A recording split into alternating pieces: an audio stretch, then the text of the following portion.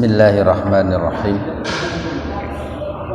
Assalamualaikum warahmatullahi wabarakatuh.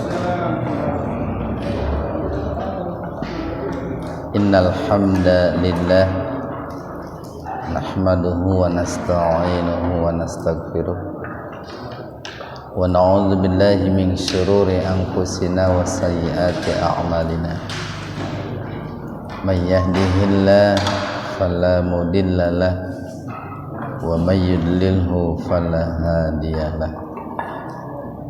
Asyhadu an la ilaha illallah wahdahu la syarikalah wa asyhadu anna Muhammadan abduhu wa rasuluh, amma ba'd. Hadirin ikhwatu iman, jemaah kuliah subuh yang mudah-mudahan senantiasa mendapatkan ridho dan ampunan Allah Subhanahu wa ta'ala. Alhamdulillah, pada hari ini kita masih diberikan umur panjang oleh Allah sehingga kita bisa memasuki tahun baru Hijriyah ya, yang otomatis dengan bertambahnya umur kita berarti jatah hidup kita di dunia ini semakin berkurang. Maka tentu kita harus memanfaatkan dengan baik kesempatan yang diberikan oleh Allah Subhanahu wa ta'ala.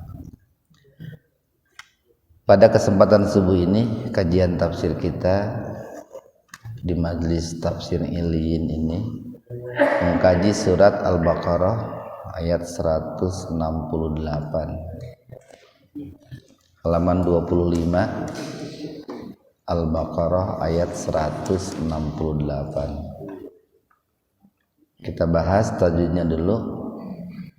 Ya majaiz munfasil. Maaf ya, mad wajib muttasil ya. Ada mad tabi'i alif bertemu hamzah ya, dalam satu kata. Ini termasuk harfun nida ini, Pak. Ya ayyuha itu harfun nida. Harfun nida itu huruf yang berfungsi untuk memanggil. Hanna, alif lam samsiyah gunna atau idgham samsiyah gunna. Jadi alifnya itu diabaikan saja, langsung diidghamkan ke nun, dimasukkan ke nun setelah lam dengan mendengung. Ya ayyuhan,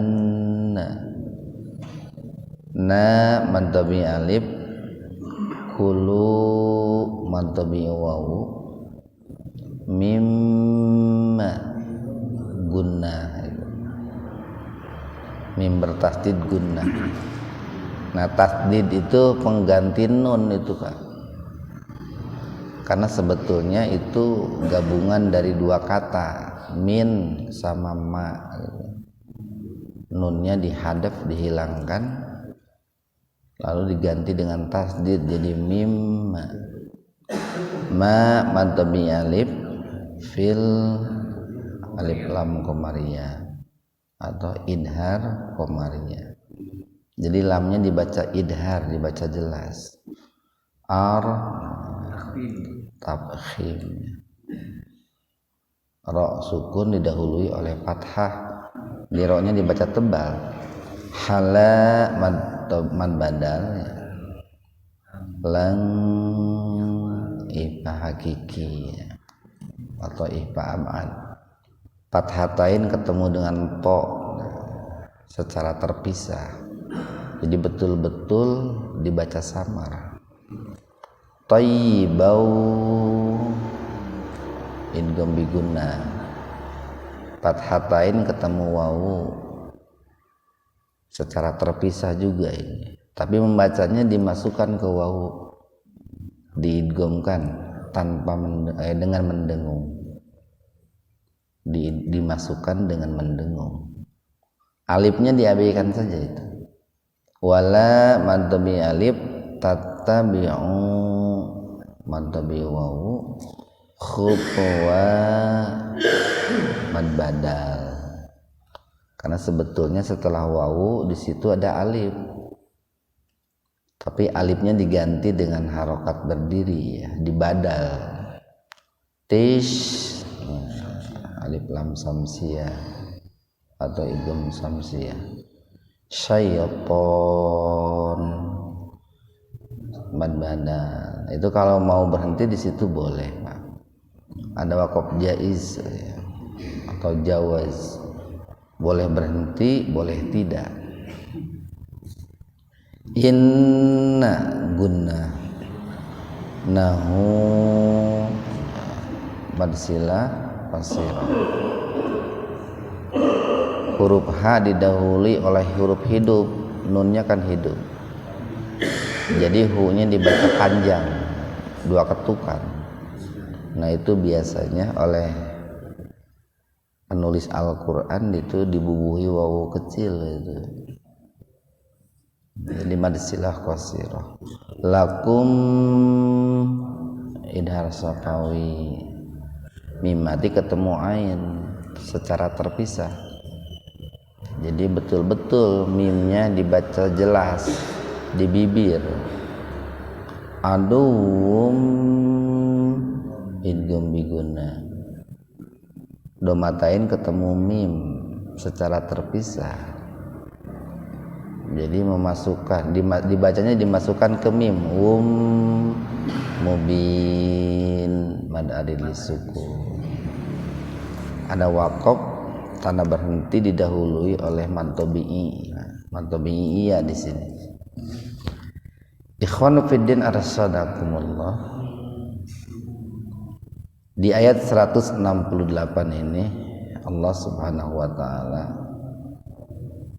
menyampaikan khitabnya ya, atau perkataannya kepada annas, kepada seluruh manusia. Nah di sini Allah menyebutnya atau memulai panggilannya dengan harfun nida itu, Pak. Harfun nida itu huruf yang berfungsi untuk memanggil. Cukup banyak huruf panggilan itu. Ada ya, ada ya ayyuha, ada ya ayyatuha, ada a gitu, Pak. Cukup banyak. Dan masing-masing harfun nida itu punya penekanan tersendiri gitu, atau punya sasaran tersendiri. Nah di sini yang dipanggil adalah seluruh manusia gitu. Jadi kalau Al-Quran menyebut manusia dengan kata annas, itu bermakna satu manusia secara umum gitu ya. Manusia secara umum, baik orang muslim ataupun di luar muslim. Yang kedua, itu seringkali dalam Al-Quran itu annas itu berbicara tentang hubungan sosial gitu, Pak. Berbicara tentang kemasyarakatan. Nah, Allah memanggil seluruh manusia, yang otomatis pesan ya, ataupun perintah yang Allah hendak sampaikan ya, dalam kalimat berikutnya itu berlaku untuk seluruh manusia. Jadi bukan hanya untuk orang beriman, berlaku untuk seluruh manusia, khususnya atau terlebih khusus orang-orang yang beriman. Nah setelah Allah memanggil seluruh manusia itu, lalu Allah sampaikan pesannya, Pak. Allah sampaikan perintahnya atau isi pesannya. Apa isi pesannya itu? Kulu, makanlah oleh kalian, silahkan makan oleh kalian. Dan ini ada pelajaran yang sangat luar biasa di sini, Pak ya. Jadi kalau kita mau berakhlak ya dengan akhlaknya Allah. Kan Nabi mengatakan takhallaqu bi akhlaqillah, berakhlaklah kalian dengan akhlak Allah. Nah, salah satu akhlak Allah itu ketika memanggil manusia itu, hal yang pertama Allah sampaikan itu adalah mempersilahkan manusia makan. Mempersilahkan manusia makan. Dan sepertinya kan perintah ini mudah gitu ya. Sepertinya mudah, tapi kan sangat susah untuk diterapkan, Pak. Sehingga saking susahnya, rata-rata kita itu kalau memanggil orang itu bukan mempersilahkan untuk makan gitu. Kemungkinan kita itu kalau memanggil orang itu dua, satu untuk menyuruh, Pak, dua untuk nyarekan gitu. Sokwe ka pamajikan untuk nitah nyarekan gitu. Nah, padahal Allah itu mengajari kita itu kalau memanggil itu kalimat berikutnya adalah mempersilahkan makan ya. Jadi wahai manusia, kulu, makanlah oleh kalian, silahkan makan. Baru setelah Allah mempersilahkan makan, Allah sampaikan perintah berikutnya, Pak. Kenapa? Karena kan untuk melaksanakan perintah berikutnya itu perlu energi, Pak. Perlu kekuatan. Nah, bagaimana orang bisa melaksanakan perintah Allah kalau mereka tidak punya energi, tidak punya kekuatan? Jadi kulu, makanlah oleh kalian. Nah, dalam Al-Quran ini cukup banyak, Pak. Cukup banyak ayat-ayat yang berbicara tentang makan. Cukup banyak ayat-ayat yang berbicara tentang minum. Hal itu mengisyaratkan bahwa Islam yang bersumber dari Al-Quran itu sangat memperhatikan tentang makan. Bahkan pendidikan yang paling baik itu melalui makan itu, Pak. Pendidikan yang paling baik itu melalui makan. Sehingga oleh para ulama banyak dianjurkan, jadi kalau kita nih, pokoknya dengan makan nih, Pak, orang punya masalah gitu ya, dipertemukan melalui jamuan makan, insya Allah bisa cair masalahnya, Pak. Suami mau menasehati istri bisa, Pak, di meja makan gitu. Atau seorang orang tua mau menasehati anak bisa di meja makan. Jadi melalui kegiatan makan itu, atau melalui kegiatan makan itu sebetulnya banyak ya, banyak momen-momen yang bisa kita gunakan untuk menyelesaikan sebuah persoalan. Jadi makanlah oleh kalian mimma, nah, min dari ma apa gitu. Makanya karena ada nunnya pada di situ, mim yang keduanya harus dibaca gunnah, didengungkan untuk mengganti huruf nun. Makanya ada tasdid di situ.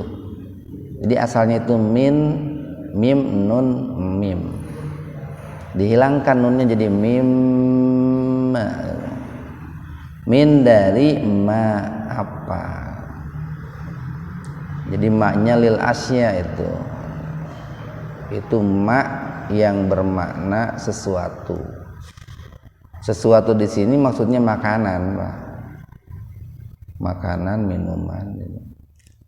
Jadi dari apa?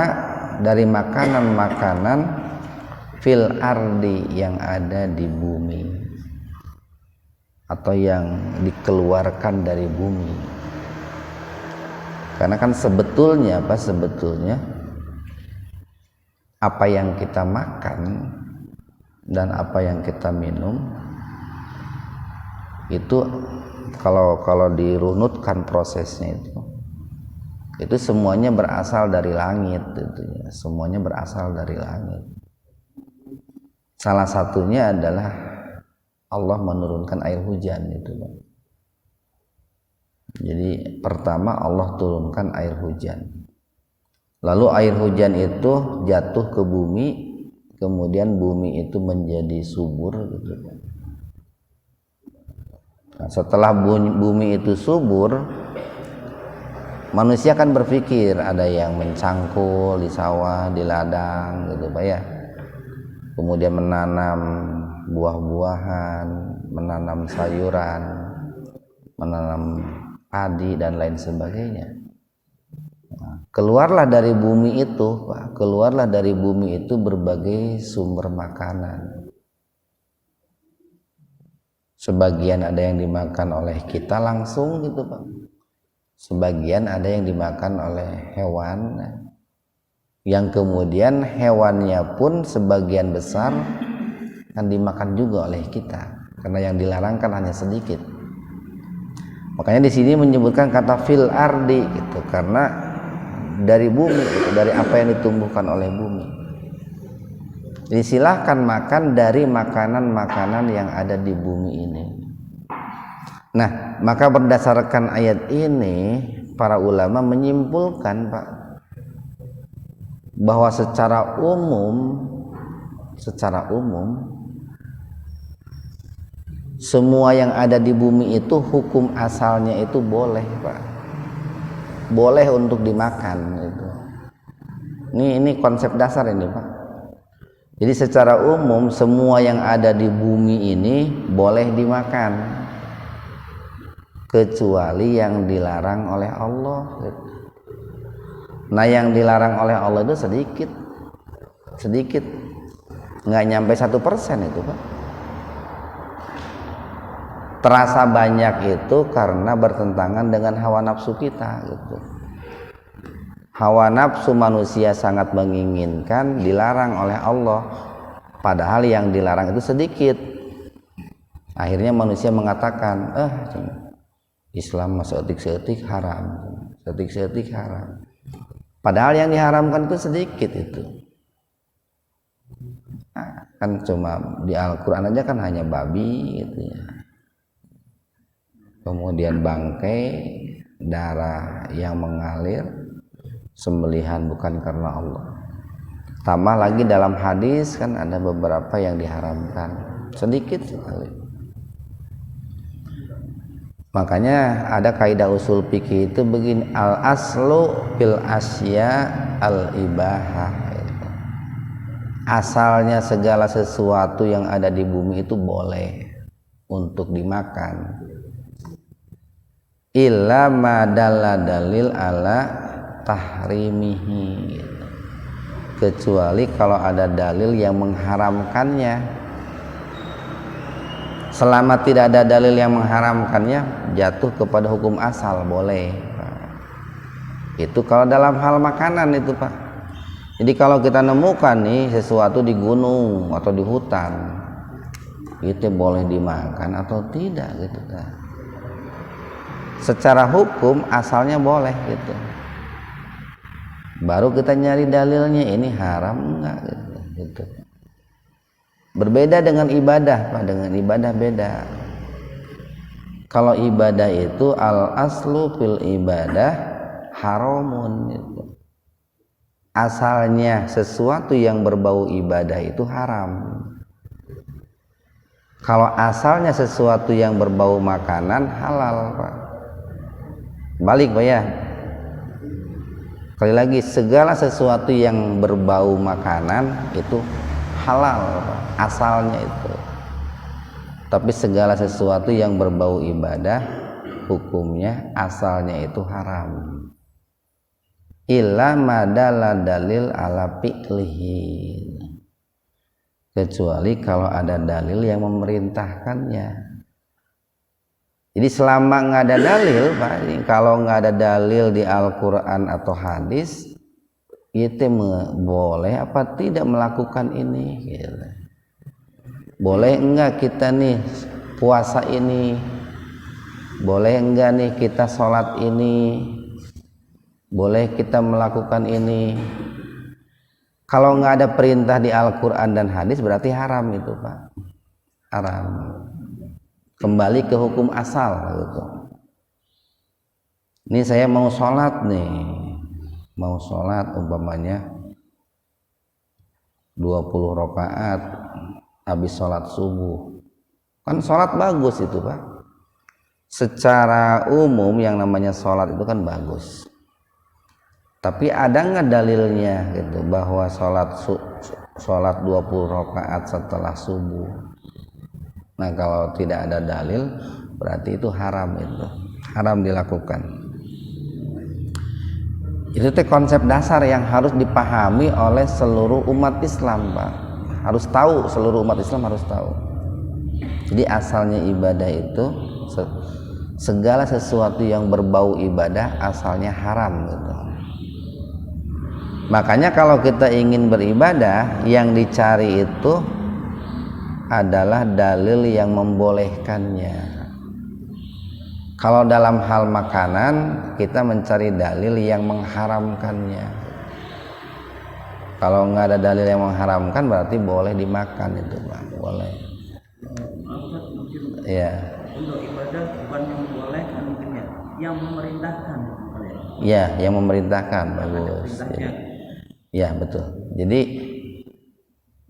cari dalil yang memerintahkannya gitu. Cari dalil yang memerintahkannya. Nah, nanti perintah ibadah itu ada dua Pak. Dalil yang memerintahkan ibadah itu ada dua. Ada yang jatuhnya kepada wajib, ada yang jatuhnya kepada sunnah. Dalil yang melarang makanan pun ada dua. Dalil yang jatuh kepada larangan haram, ada dalil yang jatuh kepada larangan makruh. Haram dimakan, makruh dimakan, kan gitu. Jadi tidak semuanya larangan itu haram. Dengan kebijaksanaan Allah ada yang haram, ada yang makruh gitu. Nah makanya dalam kalimat berikutnya nih, setelah Allah itu mempersilahkan makan, Allah berikan rambu-rambu Pak.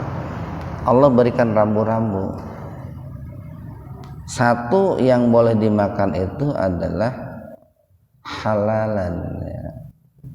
Makanan-makanan yang halal. Dan tadi kita katakan secara garis besar semua yang ada di bumi ini pada umumnya halal untuk dimakan. Pernah kita bahas dulu dalam Al-Baqarah tuh, huwallazi khalaqalakum ma fil ardi jami'a. Ayat berapa tuh Pak? Dialah Allah yang telah menciptakan segala sesuatu yang ada di bumi ini untuk kalian semuanya gitu. Yang ada di bumi ini Allah ciptakan untuk kita semuanya. Jadi yang pertama adalah halal. Halal itu ini Pak, boleh Pak. Halal itu tidak dilarang oleh Allah lah. Kebalikan daripada haram. Kalau dalam rambu lalu lintas itu lampu hijau itu Pak.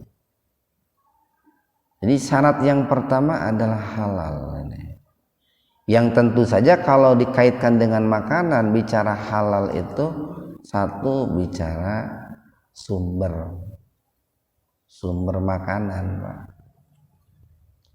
Dari mana makanan itu kita peroleh itu. Yang kedua proses itu. Dengan cara apa kita mendapatkan makanan itu. Yang ketiga jenis. Nah, apa jenis makanan yang kita makan itu. Itu yang pertama halal Pak. Nah ini kalau bicara makan itu kata halal itu selalu ada itu Pak, selalu ada. Baik pembicaraan itu ditujukan kepada manusia ataupun ditujukan kepada orang beriman ataupun ditujukan kepada para nabi dan rasul. Walaupun ketika ditujukan kepada orang beriman dan para nabi itu secara tersurat nggak ditulis Pak kata halalnya secara tersurat, tapi secara tersirat ada Pak. Seperti itu dalam ayat 108 ayat 76 Pak. 176 itu ya ayyuhalladzina amanu kulu. Nah, nggak ada kata halalnya Pak di situ. Langsung min thayyibat. Itu dengan alasan yang namanya orang beriman itu sudah tidak diperlukan lagi mengingatkan atau sudah tidak diperlukan lagi diingatkan tentang halal gitu. Sudah tahulah orang beriman itu pasti memakan yang halal gitu.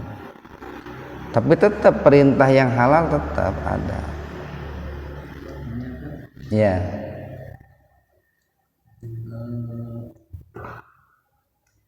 Kalau saya tanya pada kebanyakan anak-anak atau siswa,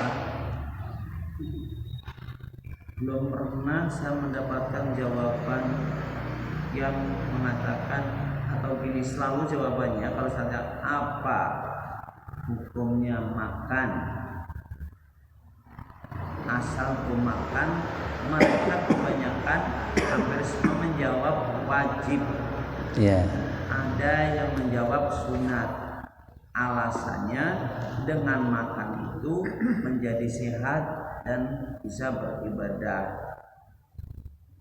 tanpa menjelaskan misalnya bahwa makan itu kan sifatnya umum. Kalau begitu, kalau wajib kan berarti juga orang kafir juga akan mendapat pahala gitu. Nah, kalau konteks di ayat ini perintah makan ini oleh Allah sifatnya berarti terbatas ya Tat ya. Maksudnya khusus untuk makanan-makanan yang halal, bukan perintah makan secara umum gitu. Iya, terima kasih. Kalau bicara tentang hukum makan itu hukum asalnya mubah Pak. Hukum makan itu asalnya mubah, boleh. Nah, dari hukum yang tadinya mubah boleh itu berkembang atau bisa naik tergantung kasus. Bisa menjadi haram, bisa menjadi wajib. Nah, itu. Kapan hukum makan itu menjadi haram? Ketika bulan Ramadan di siang hari. Haram makan itu. Kapan menjadi wajib? Ketika hari raya. Hari raya Idul Fitri wajib makan itu Pak. Ketika tidak makan apa saja itu Pak. Mau cemilan, mau nasi, mau apa. Ketika tidak makan berarti dia berdosa itu. Karena di hari raya itu makanan hukumnya wajib. Di bulan Ramadan di siang hari makan itu hukumnya haram. Tapi asalnya hukum makan itu boleh. Jadi begini, kalau bicara hukum itu pertama ada hukum asal Pak, hukum dasar. Nah kemudian hukum dasar itu bisa berkembang dalam situasi dan kondisi tertentu, bisa menjadi wajib, bisa menjadi haram. Ya, terima kasih Pak. Nah, dalam Al-Quran itu ketika Allah berbicara tentang makan, baik itu tersurat ataupun tersirat, kata halal itu diikut sertakan Pak. Sehingga kalau dalam konsep para ahli gizi ya, gizi dan nutrisi aya geuning naon teh ngaranna teh lamun di kita orang-orang yang bergerak di bidang gizi teh aya geuning di orang-orang tertentu suka konsultasi itu Pak tentang makanan minuman yang boleh dan tidak boleh teh. Lamun ulah loba duit gitu Pak. Cok konsultasi ada bagian khusus itu teh. Saya lupa lagi tuh.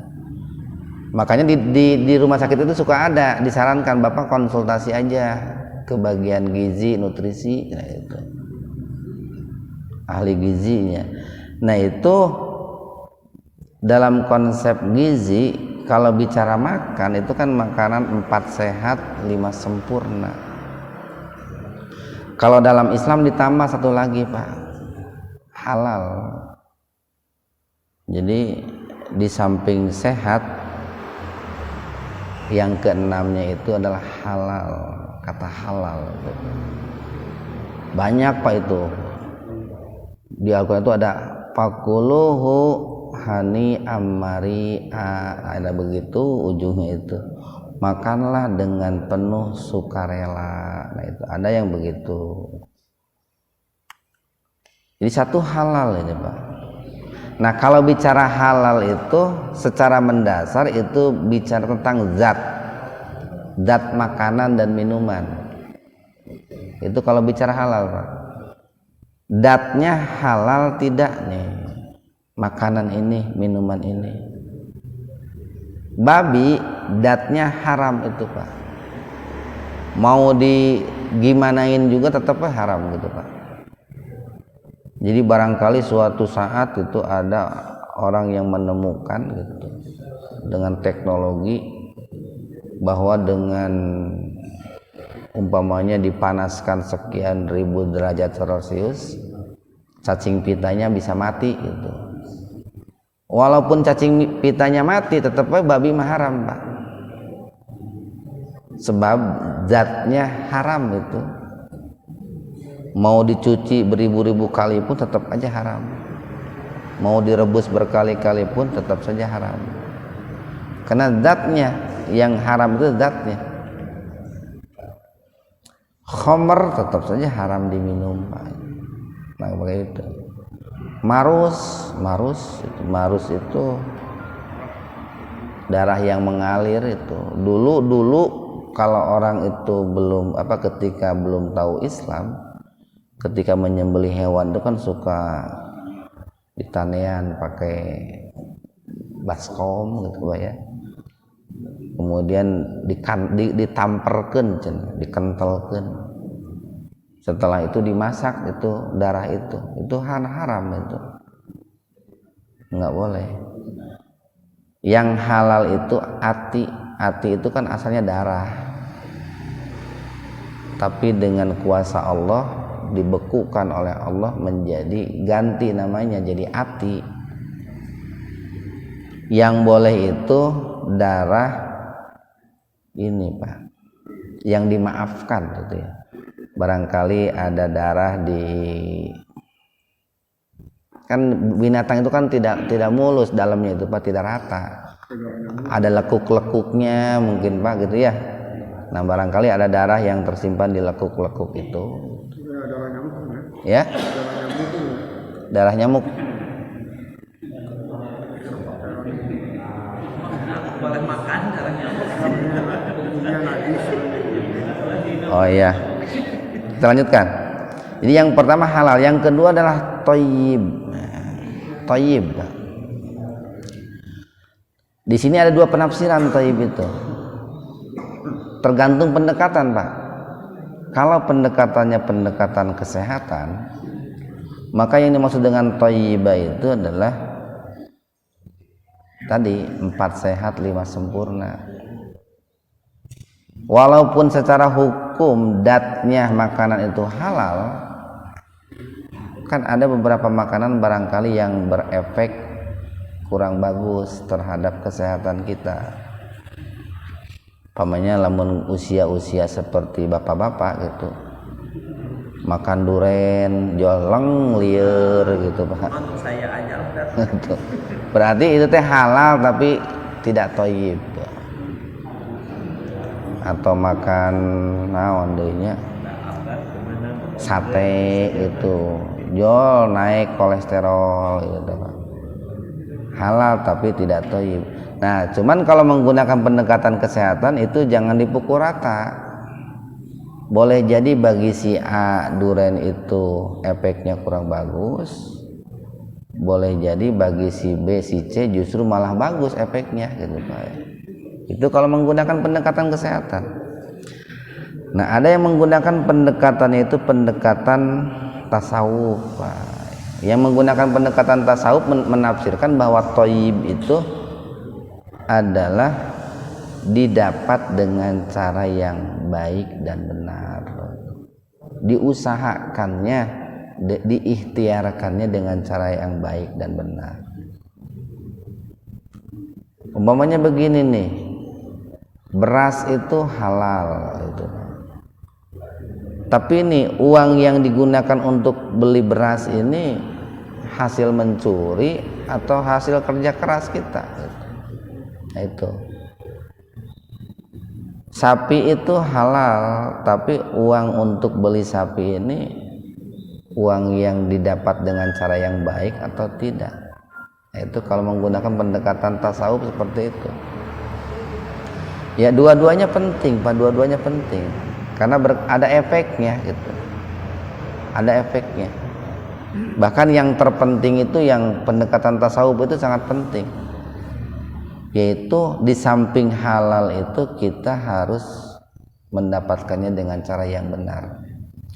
Begini, beras yang halal ketika uang yang digunakan untuk membelinya uang haram, jadi haram berasnya itu, Pak. Jadi haram. Malah gering tukang maling we, tukang rampok gitu. Sok saeutik anu eling gitu, Pak.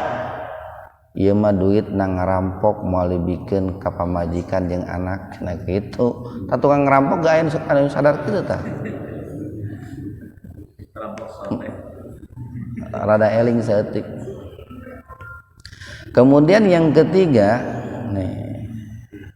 Rambu-rambu yang ketiga dari Allah itu kalau bicara makan itu dan janganlah tattabi'u kalian mengikuti khutuwat. Khutuwah itu langkah ya, langkah-langkah asyaiton, setan. Nah, bagaimana langkah-langkah setan kalau dikaitkan dengan makan? Satu, yang dimakannya yang haram. Kalau setan itu nggak ada, Pak, setan itu yang makan yang halal nggak ada. Atau lamun setan ngahakan anu halal mah meureun jadi soleh yang kada ada, Pak. Yang dimakan setan itu yang haram. Kemudian yang kedua, dalam mendapatkannya pun setan itu caranya cara yang haram. Sugan gitu setan ingin mendapatkan makanan itu dengan berdoa, enggak juga, Pak, atau dengan bekerja keras, enggak. Ya tentu dengan cara yang haram, karena setan itu kan tidak pernah berbuat benar gitu. Maaf, tambahin satu lagi kan? Ya. Mungkin satu cara makannya. Ya, jadi termasuk begini, jangan mengikuti langkah setan itu begini. Kalau dikaitkan nih dengan aspek niat, Pak, dengan aspek niat. Jadi diawali sebelum makan itu dengan baca basmalah. Ketika tidak membaca basmalah berarti mengikuti langkah setan. Kemudian itu kalau dalam pendidikan disebutnya aspek konatif gitu, Pak. Aspek konatif itu aspek yang berkaitan dengan niat gitu. Nah, kemudian ini setelahnya pakai doa, baca doa gitu, Pak.